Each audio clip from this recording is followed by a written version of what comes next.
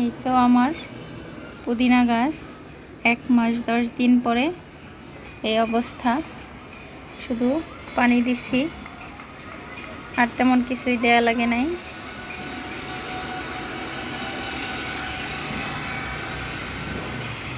পুদিনা গাছ লাগানো এবং বেঁচে যাওয়া একদম সহজ।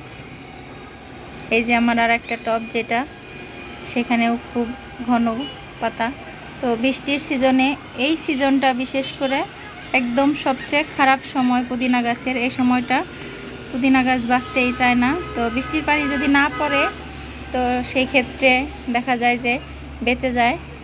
আর কিছুদিন পরে পরে মাথাগুলা কেটে দিলে আরও ঘন হবে, আরও মাথা গজাবে, মানে মাথাগুলো আরও বের হবে গোড়া দিয়ে। আর যদি মাথাগুলো এরকম থাকে তাহলে দেখা যায় আস্তে আস্তে লম্বা হতে থাকবে, কিন্তু ঘন হবে না। মাথাগুলা কেটে দিতে হবে। এখন সবাই সহজেই পুদিনা গাছ লাগাতে পারবেন, এবং কিভাবে লাগাতে হয় এটাও আমি দেখিয়ে দিছি। আর সবাই ভালো থাকবেন। কেমন লাগছে আমার ভিডিও বলবেন। আসলে আমি তেমন কথা বলতে পারি না, এজন্য দুঃখিত।